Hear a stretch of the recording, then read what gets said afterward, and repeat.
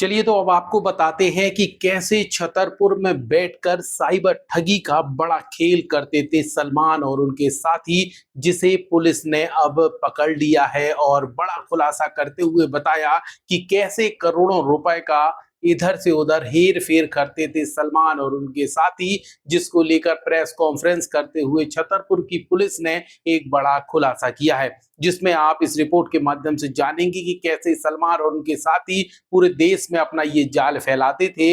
एक दो राज्य नहीं बल्कि कई राज्यों में उनका इस तरीके से पूरा जो साइबर ठगी का काम है वो चला करता था। नमस्कार, मेरा नाम है लोकेश चौरसिया। आप मेरे साथ देखना शुरू कर चुके हैं लोगों का पसंदीदा चैनल वरदान एक्सप्रेस। हम बात कर रहे हैं छतरपुर के साइबर ठगी की, जिसके लिए म्यूल यानी कि दूसरे व्यक्ति के खाते, बैंक अकाउंट और फर्जी सिम उपलब्ध कराने वाले गिरोह का पुलिस ने बड़ा खुलासा किया है।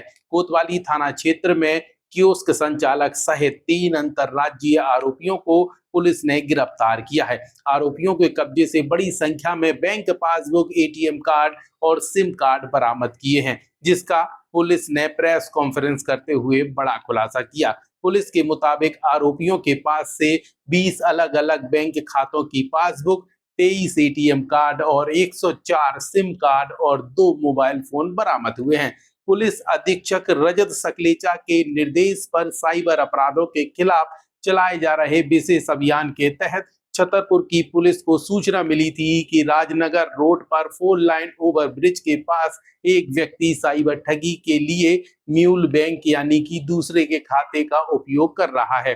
पुलिस ने मौके पर पहुंचकर संदिग्ध को पकड़ा और पूछताछ के बाद इस बड़े नेटवर्क से जुड़े हुए अन्य आरोपियों तक पुलिस पहुंच गई है, जहां पर जांच में सामने आया कि आरोपियों द्वारा लोगों को प्रलोभन देकर उनके नाम के बैंक खाते खुलवाए जाते थे। इसके बाद इन खातों से जुड़े एटीएम और फर्जी सिम कार्ड का इस्तेमाल साइबर ठगी की रकम लेन देन में किया जाता था। पुलिस का दावा है कि वारदात में बैंक खातों से जुड़े साइबर ठगी के मामले देश के कई राज्यों में सामने आए हैं, जिसमें बिहार है, दिल्ली, राजस्थान, कर्नाटक, गुजरात, उत्तर प्रदेश, मध्य प्रदेश, हिमाचल प्रदेश, महाराष्ट्र, तमिलनाडु, पश्चिम बंगाल और आंध्र प्रदेश, तेलंगाना, केरल और पंजाब इसमें शामिल हैं। अब सोचिए कि कैसे पूरे देश के राज्यों में ये ठग गिरोह छतरपुर में बैठकर बड़ा खेल करता था। सबसे अहम बात यह है कि पुलिस ने जांच में इन बैंक खातों से जुड़े हुए अलग-अलग साइबर ठगी के मामलों की रकम करीब 35 करोड़ रुपए तक पहुंच जाने की जानकारी सामने आई है।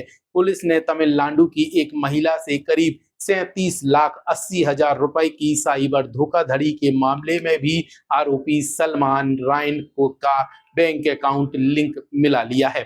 पुलिस के अनुसार ठगी की रकम एक हिस्सा खाते में ट्रांसफर हुआ था। ये कोतवाली थाना क्षेत्र में पुलिस को सूचना मिली थी कि एक व्यक्ति है सलमान राइन, जो वर्तमान में छत्तीसगढ़ में रह रहा है, उसके द्वारा यहाँ पर लोगों को बरगलाकर उनसे 10-12 हज़ार रुपए में अकाउंट्स और एटीएम कार्ड्स लिए जा रहे हैं, जिससे कि वो साइबर फ्रॉड में उसका उपयोग कर सके। पुलिस को जब सूचना मिली तो पुलिस के द्वारा यहाँ 4 लेन ब्रिज से इस व्यक्ति को जब गिरफ्तार किया गया, इसके पास से 20 बैंक पासबुक, 23 एटीएम और 104 सिम कार्ड बरामद किए गए। जब हमने इसको ऑनलाइन एनालिसिस किया और विभिन्न राज्यों की जो जानकारी उपलब्ध होती है, उसके आधार पर लगभग 35 करोड़ रुपए का फ्रॉड इन अकाउंट्स का उपयोग किया गया है, जिसमें कि मात्र छतरपुर और उसके आसपास के ही लोगों के अकाउंट्स यूज किए गए हैं। जब कहीं की भी पुलिस ऐसे मुकदमे दर्ज करती है तो सबसे पहले इन अकाउंट होल्डर्स के पास पहुंचती है, जिन लोगों ने लगभग 10-12 हज़ार रुपए में अपना अकाउंट म्यूल अकाउंट के लिए दे दिया होता है।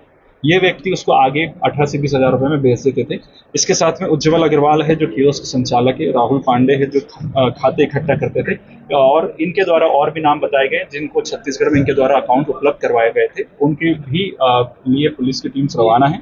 इसमें विशेष रूप से जो जानकारी मिली है, 15 राज्यों का लगभग 35 करोड़ का गबन इन केसेस अकाउंट्स के थ्रू हुआ है।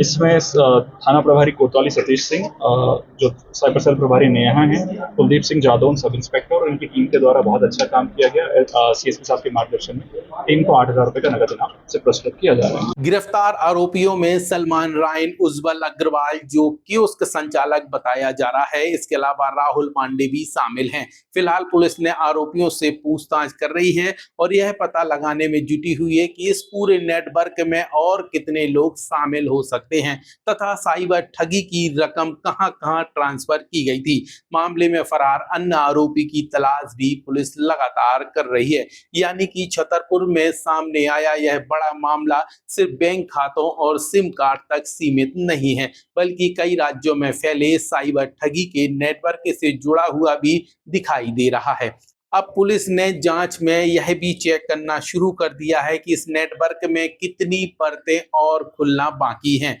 यह महत्वपूर्ण होगा कि पुलिस इस नेटवर्क के बड़े-बड़े और लोगों को कब तक गिरफ्तार कर पाती है। तो इस तरीके की ये रिपोर्ट देखने के बाद आपकी क्या राय है, कमेंट सेक्शन पर जरूर बताइए और ये भी बताइए कि कैसे छोटे शहर में बैठकर बड़े-बड़े राज्यों में ये नेटवर्क जमाया करते थे और साइबर ठगी का जो चलन है वो इन दिनों पूरे देश में बड़ी तेजी से फैल रहा है। तमाम चीजों को लेकर आपकी क्या राय है, कमेंट सेक्शन पर बताना ना भूलें। यह खबर और यह जानकारी आप लोगों के लिए हम तक हमारे सहयोगी अंगद यादव द्वारा भेजी गई है। फिलहाल तेजी से बढ़ते डिजिटल मीडिया में प्लेटफॉर्म वरदान एक्सप्रेस में इतना ही। अन्य खबरें जानने के लिए आप हमारे चैनल को फॉलो कीजिए, फेसबुक पर भी फॉलो कीजिए।